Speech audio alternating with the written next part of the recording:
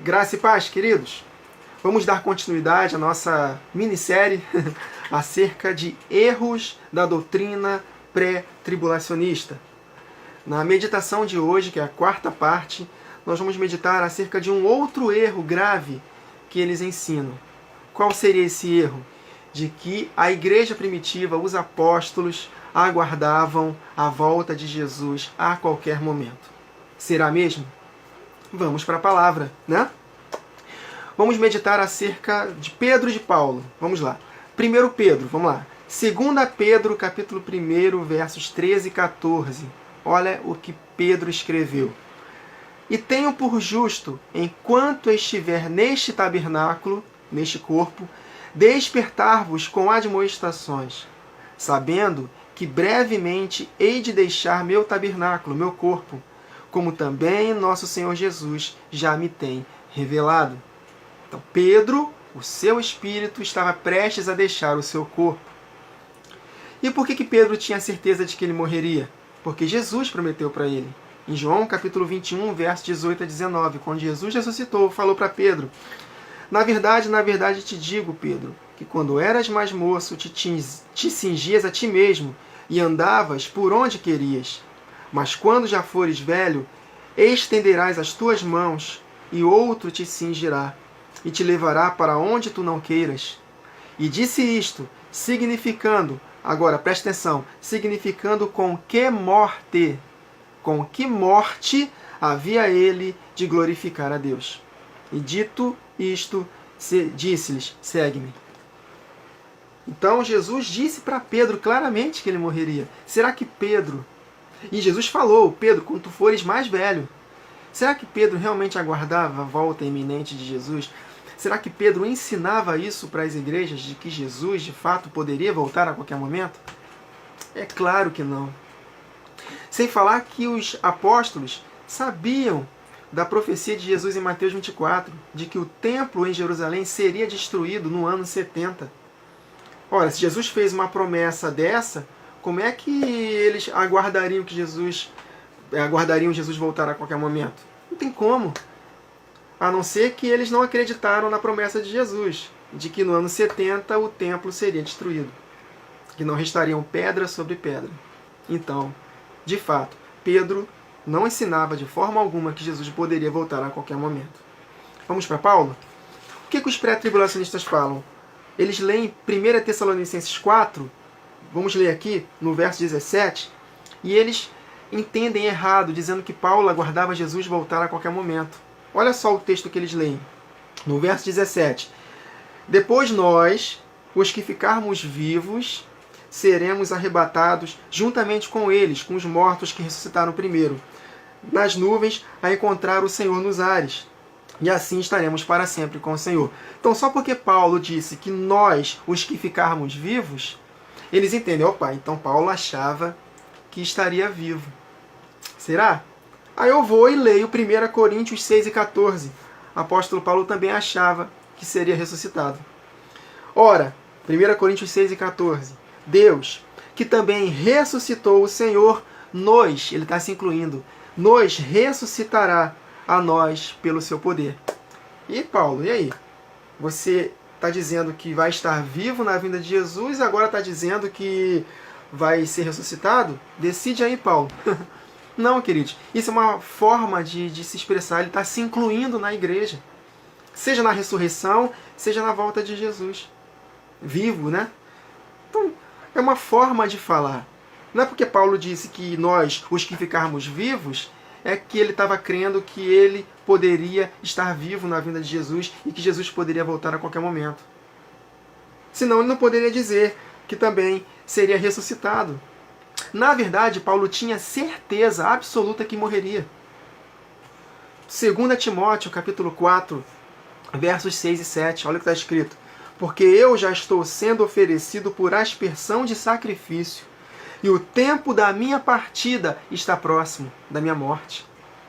Combati o bom combate, acabei a carreira, guardei a fé. Paulo sabia que morreria. Meus irmãos, Paulo era mestre. Ele conhecia o Antigo Testamento. Ele lia o livro de Daniel. Ele conhecia o mistério da estátua do rei Nabucodonosor com aquelas mudanças de metais. Ele sabia que estava na época de uma das pernas da estátua. E que era Roma, né? Roma ocidental. E que futuro a outra perna foi Roma oriental, com Constantinopla. E depois, ao longo da história, o Império Otomano ocupou o poder, derrotou os romanos. Depois o Império Otomano foi vencido na Primeira Guerra Mundial. Depois teve a Segunda Guerra Mundial. E está tudo está tudo desenrolando para os pés da estátua. No sonho do rei Nabucodonosor, a pedra, que é Cristo, voltando, ele não cai em nenhuma outra parte da estátua, a não ser nos pés da estátua, que tem 10 dedos. Quando lemos Apocalipse, falando acerca da besta, que é o anticristo, a besta tem 10 chifres, fazendo uma alusão aos 10 dedos da estátua do rei Nabucodonosor. É necessário que os 10 reis se juntem. O anticristo fará uma aliança com 10 reis no início da semana, na última semana profética, nos últimos 7 anos da humanidade. E na metade da semana, ele vai perseguir os santos. Desses 10 reis, ele vai derrubar 3. Desses 3 chifres derrotados pelo chifre pequeno, ele vai surgir no lugar dos 3. O anticristo ele é também chamado de chifre pequeno em Daniel 7. Então o apóstolo Paulo conhecia tudo isso, ele sabia que a volta de Jesus era para tempos longínquos, os séculos vindouros. O apóstolo Paulo entendia de escatologia, ele não poderia jamais aguardar Jesus voltar a qualquer momento e jamais ensinaria as igrejas de que Jesus voltaria a qualquer momento.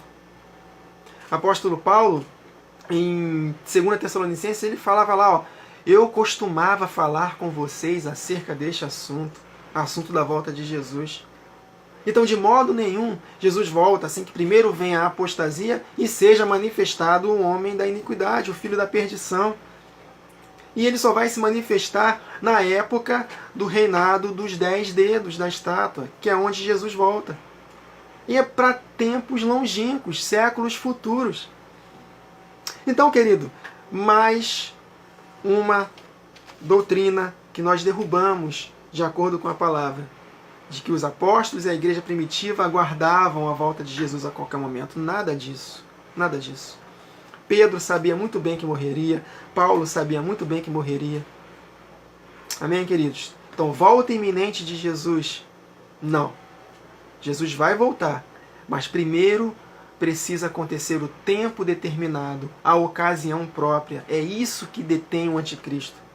Quando a ocasião própria chegar, na metade da semana, do meio ele será levantado, do meio da semana. E aí durarão mais 3 anos e meio, aí sim, só depois de 3 anos e meio do governo do anticristo, que Jesus vai voltar. Ele não pode voltar a qualquer momento. É necessário que os tempos determinados se cumpram. A festa das trombetas precisa começar. A segunda temporada das festas. Quantos lembram que nós meditamos sobre as 7 festas fixas do Senhor? Então a festa das trombetas ainda vai acontecer, que é na última semana de Daniel, que tocaremos trombetas, se estivermos vivos. Para só depois Jesus voltar no soar da última trombeta. E na metade da semana o anticristo vai se manifestar. Então, queridos, Jesus não pode, em maneira alguma, voltar a qualquer momento. É necessário que se cumpra os tempos determinados para ele voltar. Então o reinado dos 10 dedos ainda não foi estabelecido. Quando for estabelecido, o anticristo vai fazer guerra contra 3 desses 10. Vai surgir um chifre pequeno e será a 8ª cabeça da besta. Enfim, mais para frente nós vamos meditar mais acerca das 70 semanas de Daniel, da besta com 7 cabeças e 10 chifres, conectando com Daniel. Nós temos muito que meditar acerca de escatologia. Então, vamos com calma, com pequenos vídeos, nós vamos aos poucos alinhando nossos pensamentos de acordo com a palavra de Deus para compreendermos os tempos determinados e o que falta acontecer para Jesus voltar. Amém, queridos? Então Jesus não pode voltar a qualquer momento. É necessário que se cumpram os tempos determinados. Amém, queridos? Então, até a próxima gravação. Que o Senhor vos abençoe.